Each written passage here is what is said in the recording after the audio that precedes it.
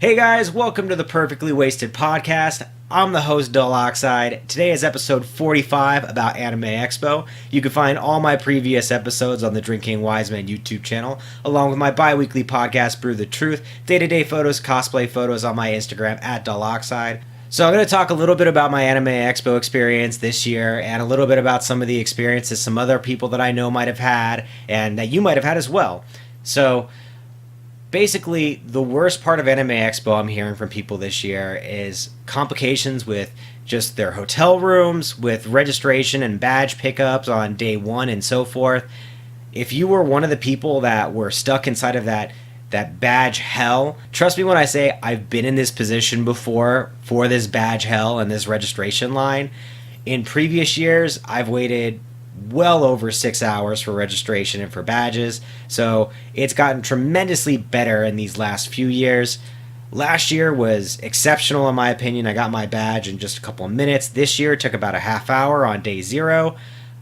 If you didn't get your badge on day zero this year, there were apparently some kind of complications.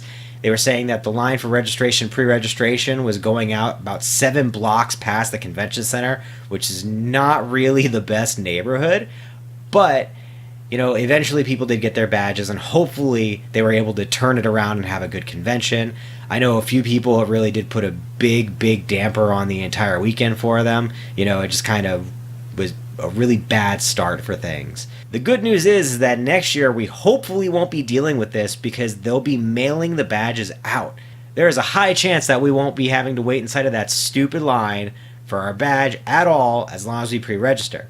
So expect that for next year. They're going to be able to free up some staff and have those staff go and attend other ridiculously long lines for us, so that hopefully those are a little bit more organized, and hopefully the convention as a whole is a little bit more organized because they freed up so many volunteers and staff because they've gotten rid of this ridiculous line.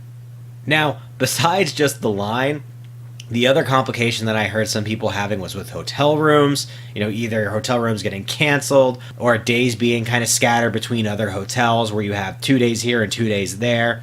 And just the overall difficulty of getting a hotel room at all. Some people just couldn't get them. So I'm going to give you a little tip, and this is what I do kind of every year just to make sure that I have a hotel room. I go in and I get a couple of friends that keep eyes on the hotel blocks to make sure when they're going. Anime Expo actually posts the times that they're going to show the blocks so that you have an idea of when you can get a hotel room. And in the worst case scenario, I book several rooms in different hotels just in case for some reason I can't get the hotel I want. Now, in previous years, I've had to stay at other hotels, but overall, I usually get the hotel that I want, and that's because as soon as they open the block, I go and I select that hotel and I book it as fast as I can. So if they say that they're going to be doing it at 9 o'clock, if it's 9 o'clock in the morning, you better believe I'm on the website at 8:50 in the morning refreshing until I can see it go. And it takes a little bit of time. You got to put maybe a half hour aside for it to make sure that you get a room, but if you're one of those people that is just getting thrown to the wayside by Anime Expo, they don't care about you, and you kind of were in the queue for a room but you didn't end up getting one, then really the best thing I could say to you is just try and get in early, try and get the room, and you should be able to. I mean, I got my room through regular channels this year. I was able to even get extra rooms from different hotels and an additional room at the hotel that I wanted that I ended up giving to somebody else. So there's possibilities for you to get rooms. They'll cancel any duplicate registrations for rooms, so you just kind of want to keep an eye open on that, maybe book under 2 separate names, especially if you have other people in your room.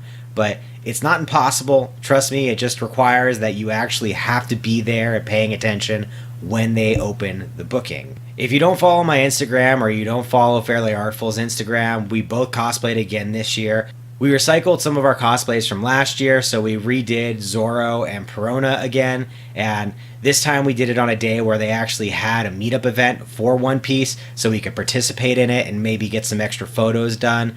And the reason that I kind of want to do it again this year is because, for one, the cosplay took me quite a bit of time to make, especially the swords. Those took me probably in the range of weeks here to actually get something that I liked with, and I gotta say, they still look pretty badass. If I do it again next year just to recycle it again, I'm probably gonna have to touch them up a little bit, because I just, you know, after doing the cosplay 5 or 6 times now at different conventions, it's starting to get a little beat up. Particularly the swords and stuff, they start to get a little bit beat up and, you know, bump around and things like that. So they might need to be touched up. I might even remake them completely just because now I've got a little bit more expertise with it, and since I'll have a lot more time.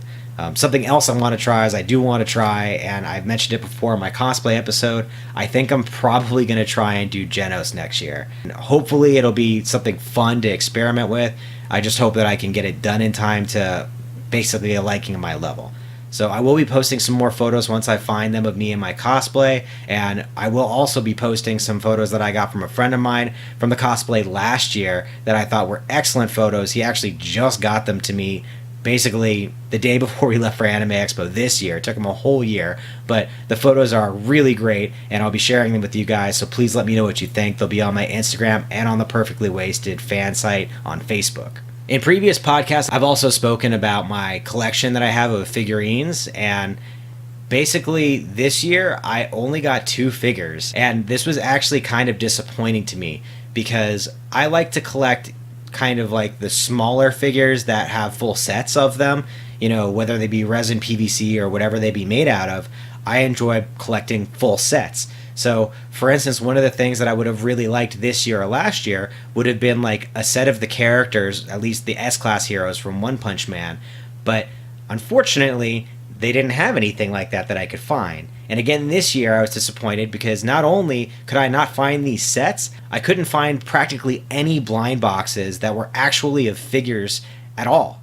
So basically, all I found were extremely small, super deformed miniatures that were inside of any blind boxes that I found. And I want to say that after looking through the entire convention hall, there had to have been less than 20 booths that had any randoms at all, any blind boxes at all.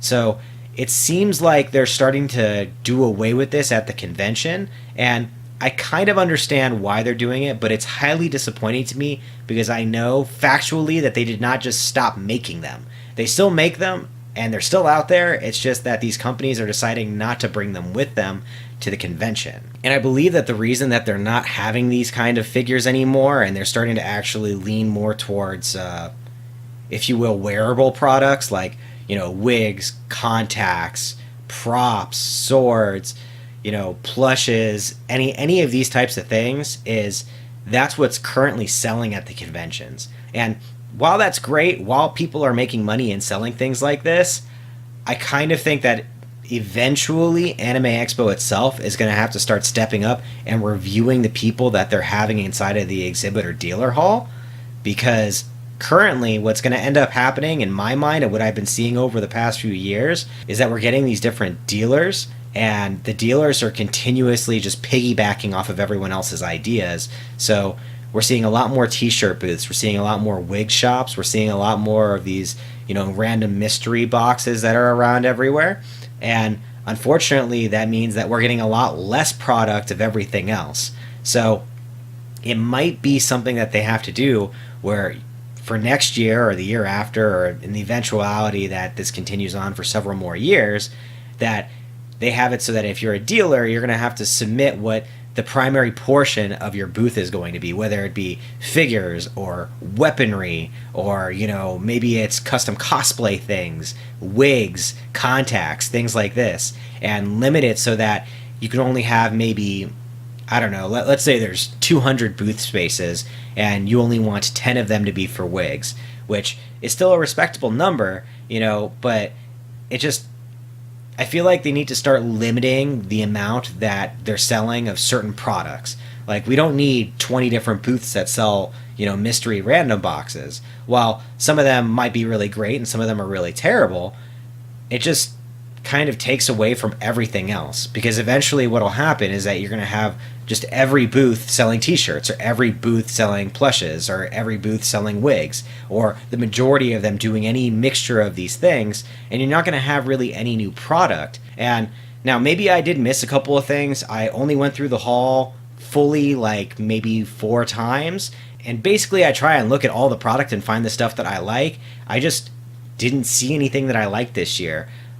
Perhaps next year I could go through maybe with a premiere badge and check it out in the early morning and see if maybe it was just that I missed out on stuff at the beginning, it just sold out too fast. But honestly, most of the stuff that was like show specials that I saw was nothing super special.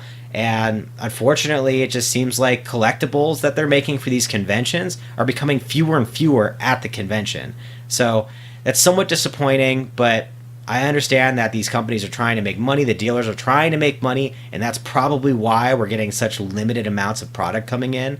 So if you are someone that's like me that likes to collect figures and you just think that I maybe missed a bunch of stuff this year, please do let me know. Please comment down below. I'd be more than happy to hear about it and get your input. If you do enjoy having this strange clusterfuck of variety that they happen to have this year, then also let me know. Maybe I'm just thinking about it in my own personal way and not considering other people. If you have any suggestions for a topic for next time, please do let me know either by direct message or in the comments. Thanks again for joining us. Again, that was 10 minutes perfectly wasted.